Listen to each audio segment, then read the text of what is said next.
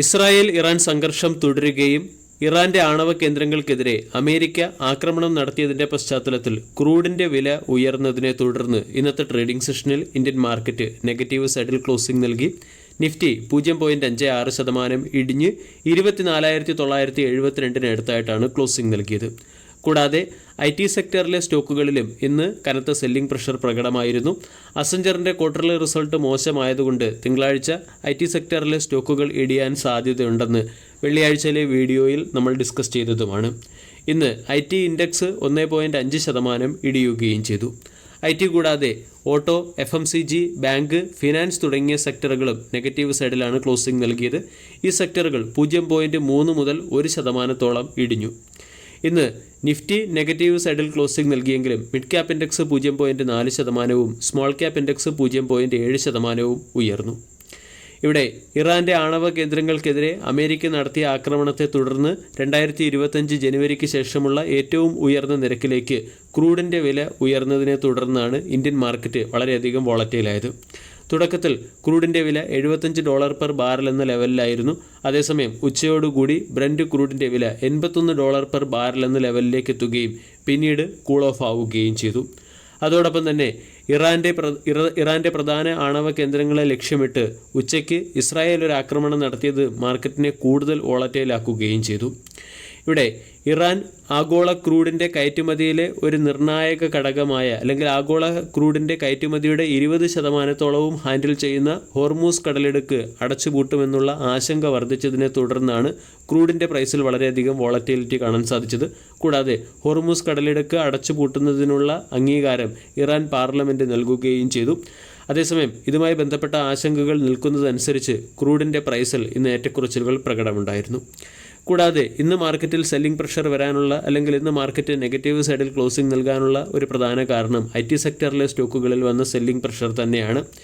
കഴിഞ്ഞ ട്രേഡിംഗ് സെഷനിൽ, അതായത് വെള്ളിയാഴ്ചയിലെ ട്രേഡിംഗ് സെഷനിൽ അസഞ്ചർ, അമേരിക്കൻ മാർക്കറ്റിൽ ലിസ്റ്റഡായ IT കമ്പനിയായ അസഞ്ചർ ക്വാർട്ടർലി റിസൾട്ടിൻ്റെ പശ്ചാത്തലത്തിൽ 7% ഇടിഞ്ഞതിനെ തുടർന്ന് ഇന്ന് ഇൻഫോസിസ്, HCL, ടെക് മഹീന്ദ്ര, വിപ്രോ തുടങ്ങിയ സ്റ്റോക്കുകളൊക്കെ നെഗറ്റീവ് സൈഡിൽ ക്ലോസിംഗ് നൽകി. അസഞ്ചറിൻ്റെ വരുമാനത്തിലും പ്രോഫിറ്റിലും വർധന ഉണ്ടായിട്ടും അസഞ്ചറിന് ലഭിച്ചിരിക്കുന്ന ഓർഡറുകൾ ഇടിഞ്ഞതും ആർട്ടിഫിഷ്യൽ ഇൻ്റലിജൻസ് അധിഷ്ഠിതമായിട്ടുള്ള ഓർഡറുകളുടെ വളർച്ച കുറഞ്ഞതിൻ്റെയും ഇമ്പാക്റ്റാണ് അസഞ്ചർ എന്ന സ്റ്റോക്ക് ഇടിഞ്ഞതിന് പിന്നിലെ പ്രധാന കാരണം. അത് ഇന്ന് IT സെക്ടറിലും പ്രതിഫലിച്ചിട്ടുണ്ട്.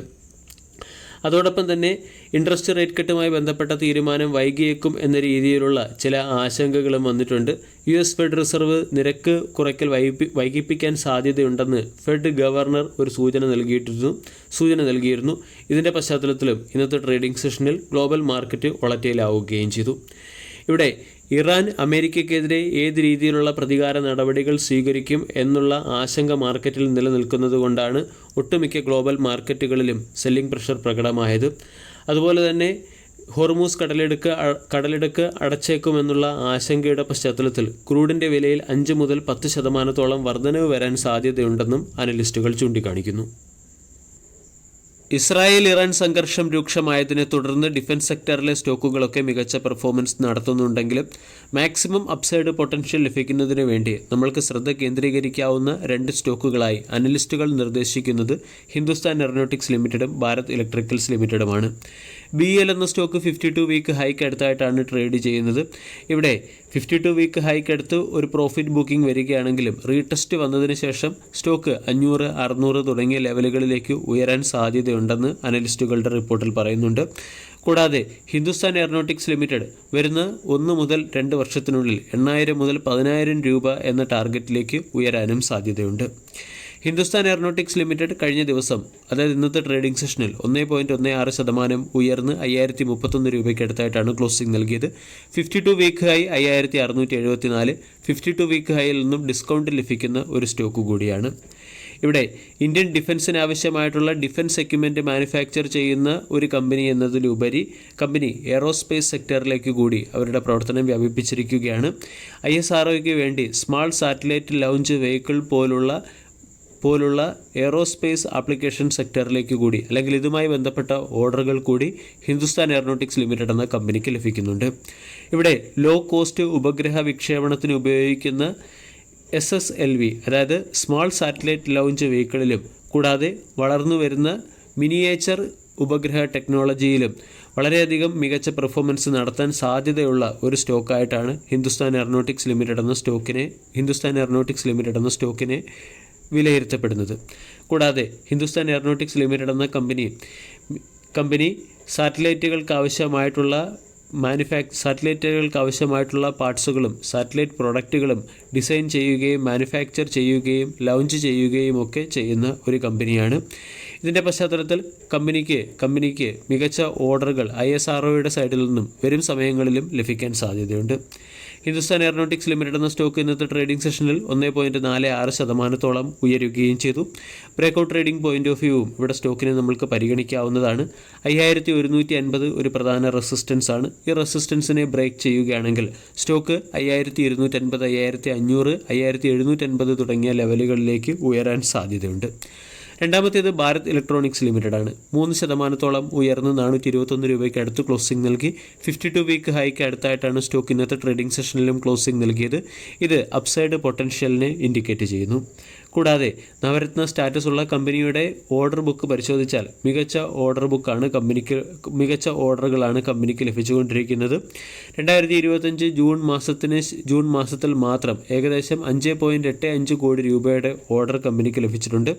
ഇസ്രായേൽ ഇറാൻ സംഘർഷം തുടരുന്നതിൻ്റെ പശ്ചാത്തലത്തിൽ തുടർച്ചയായ ഓർഡറുകൾ കമ്പനിക്ക് ലഭിക്കുന്നുമുണ്ട്.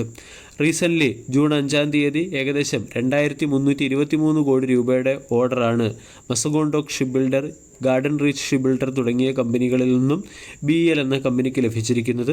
ഇതിൻ്റെയൊക്കെ പശ്ചാത്തലത്തിൽ വരും സമയങ്ങളിൽ സ്റ്റോക്ക് മികച്ച പെർഫോമൻസ് നടത്താനും സാധ്യതയുണ്ട്. ഇന്നത്തെ ട്രേഡിംഗ് സെഷനിലും സ്റ്റോക്ക് 3% ഉയർന്നിട്ടുണ്ട്. ഇവിടെ 52 വീക്ക് ഹൈക്ക് അടുത്ത് ട്രേഡ് ചെയ്യുന്ന ഒരു സ്റ്റോക്കാണ്. കൂടാതെ ഓവർബോട്ട് സോണിനടുത്തേക്ക് സ്റ്റോക്ക് എത്തുകയും ചെയ്തിട്ടുണ്ട്. ഇതിൻ്റെ പശ്ചാത്തലത്തിൽ 425, 430 തുടങ്ങിയ റേഞ്ചുകളിൽ ചിലപ്പോൾ ഒരു പ്രോഫിറ്റ് ബുക്കിംഗ് വന്നേക്കാം.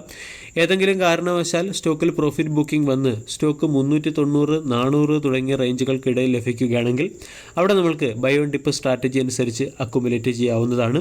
ഇവിടെ 350 രൂപയുടെ സ്റ്റോപ്പ് ലോസ് വെച്ചുകൊണ്ട് വേണം 390 രൂപയ്ക്ക് താഴെ സ്റ്റോക്ക് ലഭിക്കുമ്പോൾ അക്കുമുലേഷൻ നടത്താൻ. ഇവിടെ നിന്നും സ്റ്റോക്കിൽ ഫർദർ ബ്രേക്കൗട്ട് വരാനും സ്റ്റോക്ക് 425, 500, 600 തുടങ്ങിയ ടാർഗറ്റുകളിലേക്ക് വരുന്ന 1 മുതൽ 2 വർഷത്തിലേക്ക് ഉയരാനും സാധ്യതയുണ്ടെന്ന് അനലിസ്റ്റുകളുടെ റിപ്പോർട്ടിൽ പ്രതിപാദിക്കുന്നു.